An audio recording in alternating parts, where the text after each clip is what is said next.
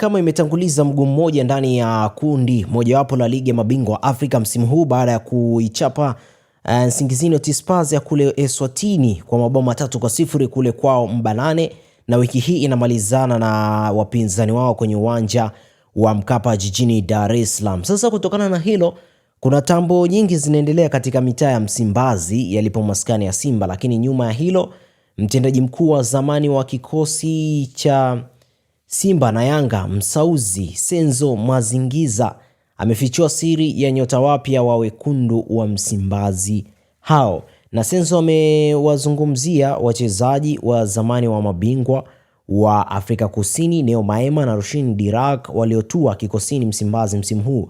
Na mtendaji huyo wa zamani alianza kuiongoza Simba mwaka 2019 kabla ya kutua Yanga 2021. Amesema nyota hao waliamua kuchagua kucheza Tanzania kutokana na ukubwa wa klabu hiyo na uwepo aliyekuwa kocha Fadlu Davis ambaye baadaye alihamia Raja Casablanca ya kule Morocco, na huku akianika bayana uwezekano pia wa wachezaji zaidi ya Afrika Kusini kujiunga na ligi ya mabingwa ya Tanzania. Yanazungumzia Tanzania Premium League, wengi tunaifahamu kama MBC katika siku za usoni. Na Maema na Dirock walijiunga na Simba baada ya kuondoka Mamelodi Sundowns, na awali wachezaji hao walihusishwa na klabu kadhaa za Saudi, lakini hatimaye wakasaini kwa klabu hiyo yenye maskani yenye makao Msimbazi jijini Dar es Salaam. Na kwa mujibu wa Senzo, kwanza wachezaji hao wakati wanasaini, Fadlu Davis alikuwa kocha wa Simba ingawa sasa amehamia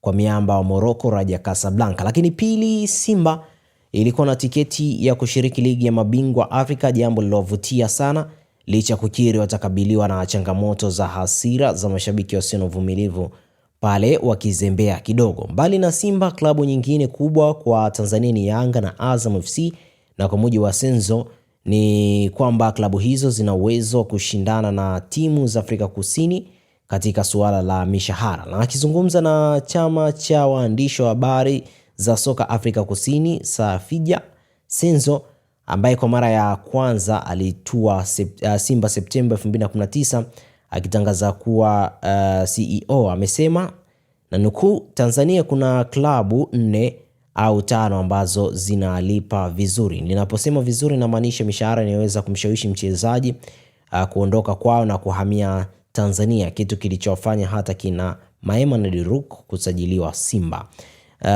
Utakuta wachezaji wengi katika klabu hizo 4 ni wageni. Kwa mfano Yanga wana wachezaji takriban 10 hadi 12 kutoka nje ya nchi. Malipo ni mazuri kwa kweli, lakini ukiweka timu ya Afrika Kusini na ya Tanzania zikishindania mchezaji, timu ya Afrika Kusini mara nyingi ingeshinda dili. Na hata hivyo, hiyo haimaanishi kuwa timu za Tanzania haziwezi kulinganisha mishahara. Wanaweza, na hata posho za usajili pamoja na mazingira ya maisha ni mazuri, mwisho wa kunukuu. Senzo ambaye alikuwa CEO wa Yanga kwa kipindi cha msimu mmoja wa mwaka 2021-2022 ilipotua baada ya kuondoka Simba, ameongeza na kusema kuwa Tanzania imekuwa nzuri na inaendelea kuwa bora, na Dar es Salaam ni jiji zuri kuishi na la kisasa. Changamoto pekee kwa wachezaji wageni ni lugha, lakini hilo linaweza kuzoeleka kwa muda. Nikinukuu kile ambacho kiliweza kuzungumzwa, sidhani kama wachezaji kutoka Afrika Kusini watapata ugumu mkubwa kuishi Tanzania, na hata hivyo kuna changamoto zake. Tanzania inaweza kuwa mahala pazuri sana kwako, lakini mambo yakibadilika unaweza kuhisi hasira za mashabiki. Ni jambo zuri kuona wachezaji wakifikiria soko hilo, ingawa sina uhakika kama wengi watataka kwenda huko, mwisho kunukuu. Dirock ambaye ni beki wakati mapema hii imeonekana amejihakikishia nafasi katika kikosi cha kwanza akiwa amecheza mechi zote 6 za mashindano akifunga mabao 2 ndani ya ligi kuu Tanzania bara. Lakini kwa upande wa Maema amemudu pia nafasi ya kiungo mshambuliaji.